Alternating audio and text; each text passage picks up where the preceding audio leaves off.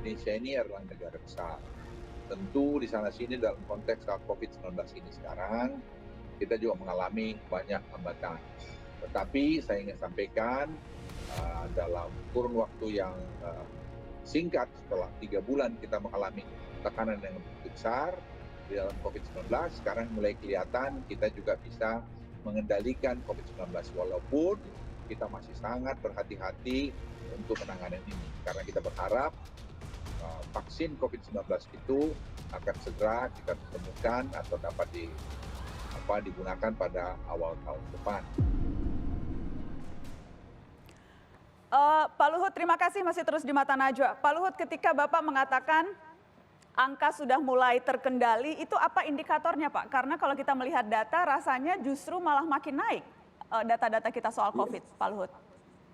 Ya memang ada yang naik, ada yang flat, itu harus dilihat juga. Saya kan punya data ini di iPad saya, ada misalnya DKI, kita lihat ada angka absolut, misalnya ini mortality rate itu 2,5%, tapi angka meninggalnya itu memang ada naik. Saya pergi langsung lihat ke Pondok Rangon tuh kita lihat, kemarin kan sudah cerita sama Najwa, kita lihat berapa jumlah yang meninggal, kita ambil dari mulai aja, Agustus sampai sekarang September. Nah itu berapa yang meninggal per hari, kita hitung per minggu. Sudah tentu kemudian rumah sakit mana saja asal daripada yang meninggal ini. Dari situ kita bisa membuat analisis, oh ini kalau harus perbaikin. Ya cukup bahwa sekarang ya belum ada perbaikan yang signifikan sama sekali belum. Tapi saya pikir kalau tadi penanganan di rumah sakit kita bisa lakukan lebih baik, standarisasi di katakanlah Jakarta dulu ya, kita bicara 61 rumah sakit di Jakarta rujukan ini bisa punya standar yang sama di ICU-nya, obatnya, penanganan oleh dokter, nurse-nya, kemudian dengan alat-alatnya. Yang kemarin saya sudah jelaskan macam-macam obat itu. Kalau itu ada, itu hasil diskusi dari Kementerian Kesehatan dengan 5 asosiasi. Jadi dalam proses pengambilan keputusannya bukan Kementerian Kesehatan sendiri. Dan saya perintahin mereka untuk lakukan itu. Dan sudah dilakukan dan sudah jadi buklet, sudah ada buku panduan. Jadi sekarang sedang mulai disosialisasikan. Besok hari Jumat saya akan cek di rumah sakit itu sudah jalan belum. Nah kita melihat itu sendiri, kita berharap akan bisa mengurangi angka kematian. Nah kan selama ini semua hanya berapa rumah sakit yang punya obat lengkap dan alat lengkap. Sekarang kita mau 61 rumah sakit ini akan begitu. Pak Luhut, soal tadi Pak, soal protokol atau standar perawatan manajemen rumah sakit. Itu baru kemudian kemarin setelah rapat yang Bapak pimpin itu baru keluar dan baru akan disosialisasikan dan dilakukan minggu ini. Padahal kita pandemi sudah mau masuk 7 bulan Pak Luhut. Bagaimana kemudian kita bisa melihat ini kan sudah begitu banyak waktu, tenaga, korban yang hilang Pak Luhut.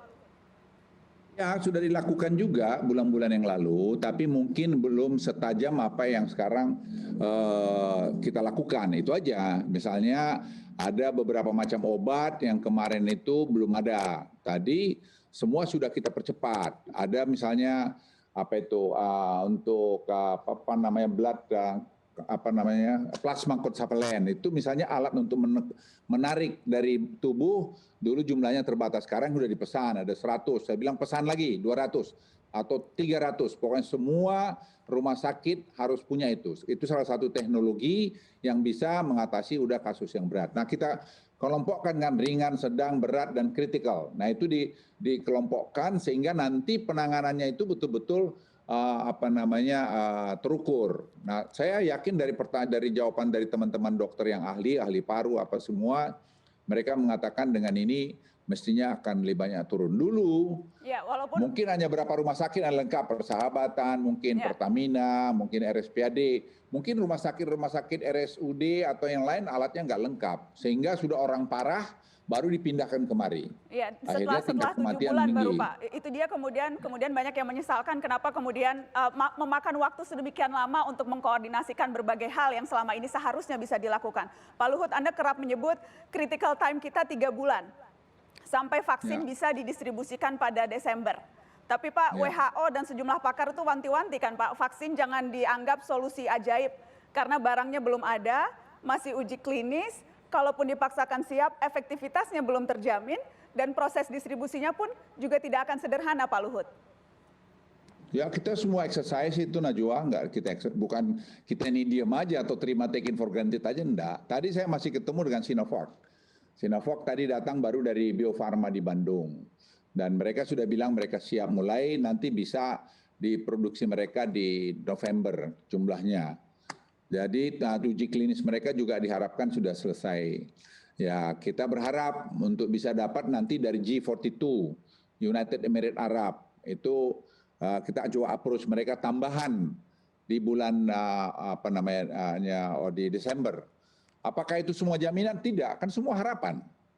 Kalau mau nanti jaminan kan ya kalau sudah terbukti lah. Kalau enggak mana? Apa yang plan yang kita buat? Jadi kalau kita hidup tidak optimis juga, terus saling menyalahkan, saya juga terus terang sedih karena banyak pemimpin-pemimpin kita ini, intelektual kita ini yang asal mudah saja bicara, enggak dengan data yang lengkap. Sekali-sekali itu mau pikir itu ya. Tanya dirimu, hatimu yang paling dalam, apa sih yang sudah kau buat pada negeri ini? Apa kau maling sebelumnya memperkaya diri? Pak Luhut. Sekarang lu berani bicara gitu karena tidak ketahuan. Saya hanya ini karena itu salah satu faktor yang membuat suasana tuh tidak bagus. Pak Luhut, dan itu para pakar tuh hanya mengingatkan bahwa jangan sampai ada euforia berlebihan soal vaksin yang akhirnya menimbulkan rasa aman palsu dan berdampak pada pengabaian protokol kesehatan, Pak. Sesuatu yang kita lihat sendiri saat ini tingkat kepatuhan publik terhadap protokol kesehatan masih jauh dari ideal, Pak Luhut. Sekarang kan Najwa udah lihat sendiri kemarin apa yang saya lakukan. Ya kan, kemarin udah lihat tuh bagaimana kami fit call berapa ratus orang yang hadir dari semua layer, dari mulai gubernur, menteri, gubernur, Pangdam, Kapolda, Danrem, Kapolres sampai kepada tingkat dan Ramil. Kita masukkan itu. Sekarang Anda lihat di semua Jakarta, di sudut-sudut Kapolda ini, Polda Nana itu sudah melakukan satu sosialisasi yang pakai toa, pakai macam-macam. Sampai mungkin mau nyemprot air pada orang yang berkerumun. Semua kita lakukan. Bahwa ada mungkin di sana sini kurang, saya berkali-kali katakan, kita kan manusia. Jangan terus gampang menyalahkan gitu. Apa dia udah pernah berkarya yang hebat? Kan belum juga. Karena ini kita penyakit, masalah baru. Siapa sih yang sudah pernah mengalami ini? Ada bilang dia ahli epidemiolog. Pernah dia ngalamin gini? Kan enggak juga. Dunia semua menjadi bingung sendiri kadang. Amerika negara sehebat itu aja bingung. Jadi saya ingin katakan kita nih optimis, tapi optimis yang terukur. Ya terukur, saya ulangin. Jadi saya ingin garis bawahi strategi kita. Kita menangani rumah sakit, kita menangani karantina, dan kita menangani tadi masyarakat ini. Makanya di masyarakat ini saya himbau, kalau tidak kita membuat kita disiplin, siapa lagi? Jadi misalnya berkumpul rame-rame itu Najwa. Itu seperti misalnya ada orang ada pikiran-pikiran politiknya, dikontrollah birahi kekuasaannya dulu. Karena akibat dari dia itu, tahu nggak bahwa ada klaster? Sadar nggak dia bahwa dengan kumpul-kumpul rame itu bisa yang kena dan bisa mati. Hanya karena birahi kekuasaan saja, birahi politiknya saja. Itu saya kira harus dikendalikan dalam konteks sekarang ini. Bukan soal apa-apa, setelah ini selesai, Anda mau demo, suka-sukamu di situ. Tapi hari ini kau punya tanggung jawab. Mungkin pangkatmu, mungkin bintangmu 4, mungkin kau mantan menteri, mantan ketua ini. But you have responsibility to the people of Republic of Indonesia. Saya ingin katakan sama mereka itu. Jadi kalau Anda bikin ribut-ribut itu dampaknya itu ada orang yang menjadi korban akibat ribut-ributmu itu. Pak Luhut, saya mau tanya langsung spesifik to the point. Yang Anda maksudkan deklarasi kami di Magelang beberapa waktu yang lalu, itu yang menurut Anda birahi politiknya tidak bisa dikendalikan? Najwa nggak usah ngadu-ngadu. Saya bertanya supaya spesifik, Pak. Tetapi ngomong-ngomong birahi politik, ngomong-ngomong birahi politik, siapa saja yang merasa itu silahkan. Ya, Pak, direnungkan. Saya udah katakan tadi Najwa. Kau sebagai warga negara renungkan setiap tindakanmu dalam situasi krisis macam ini. Pak Luhut, ya, tapi jangan kamu sok paling pahlawan sendiri, sok paling bersih. Ya, jangan. Keadaan ini sekarang bicara soal nyawa manusia. Bicara masalah kemanusiaan. Ya kita juga dong. Kau katanya beragama. Ini salah satu tanggung jawab moralmu kepada rakyat Indonesia. Di mana kau berada. Yang membuat kau makan, membuat kita makan.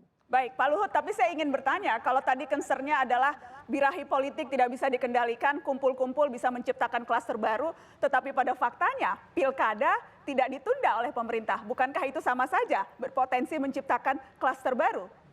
Setelah Pariwara dijawab ya Pak, kita akan bahas soal itu, soal pilkada, dan saya ingin tahu betul-betul pandangan Pak Luhut soal itu. Karena Pak Luhut yang diberi tugas untuk mengendalikan COVID, tapi di sisi lain ada keputusan keluar dari pemerintah bahwa pilkada jalan terus. Bagaimana ini Pak Luhut? Setelah Pariwara kita akan bahas.